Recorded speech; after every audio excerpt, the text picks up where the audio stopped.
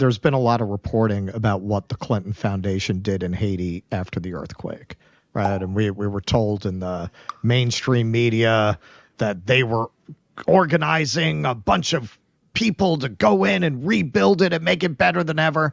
And there were a lot of Haitians actually protesting Hillary Clinton when she was running in 2016, trying to draw people's attention to the fact that they had actually looted the country. Can you explain a little bit what happened there?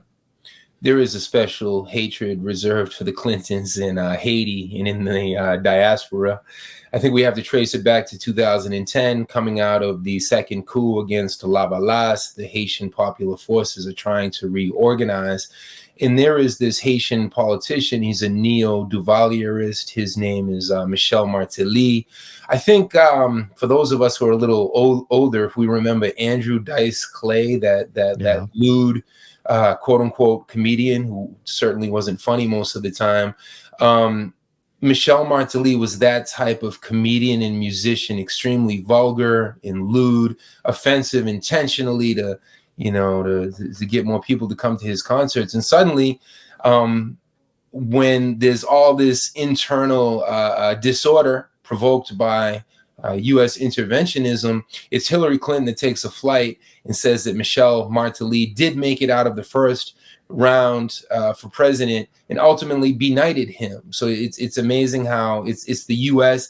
who just decided that Ariel Henry, the prime minister, would no longer be the prime minister after in 2021 they declared through a State Department tweet after the assassination of Jovenel Moïse on July 7, 2021, that Ariel Henry would be the prime minister for 2.5 years, roughly. So colonialism it decides who the presidents are going to be and then takes those presidents away when it's not convenient for them or the prime minister. So I think the Clintons personify this paternalistic colonial spirit. There was some $10 billion plus that came into Haiti after the January 2010 earthquake. Very little of those billions ever made it to rebuilding any homes for the Haitians. We've seen the studies come out about the Red Cross and all of the bureaucracies, which did very little but pay lip service to the needs of the Haitian people. So I think more than anybody, Bill and Hillary Clinton personified this spirit of colonial paternalism. They set up sweatshops in the North with some of the aid money and U.S. tax-paying money through U.S. aid. And they lauded this as this great victory that Haitians, farmers and peasants could now be sweatshop workers for $3 or $4 a day, producing products that benefited close relatives and associates of the Clintons. It's all very well documented in Jake Johnson's new book, The Aid State.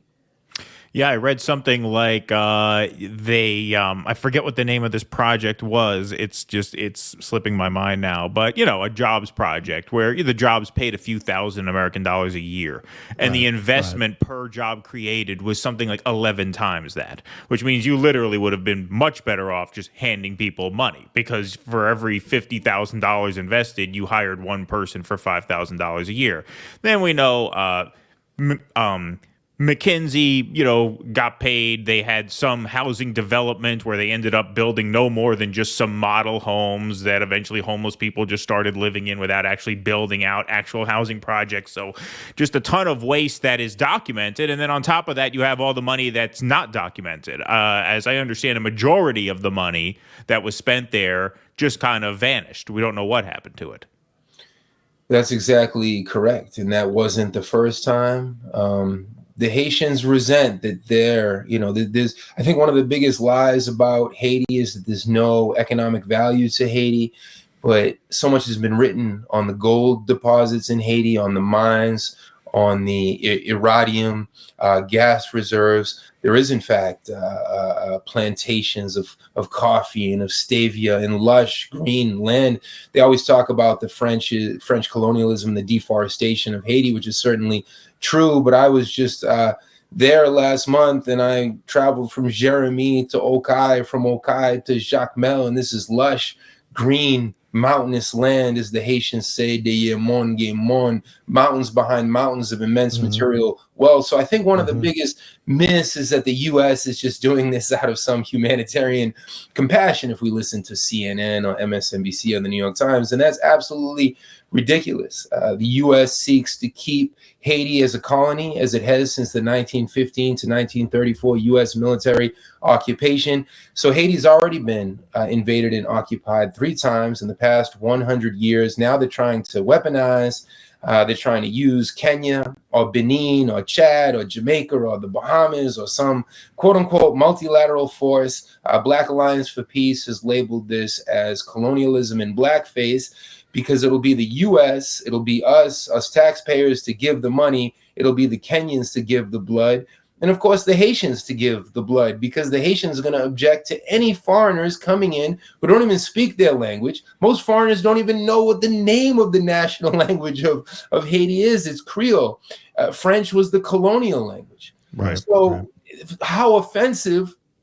And that's what happened in 2004. And I think this is the greatest stain on Lula's record, the president of Brazil. We're actually trying to get him a letter right now in letters to CELAC, Venezuela and Cuba and some other Latin American countries have stood strong, saying that the solution for Haiti is not another occupation.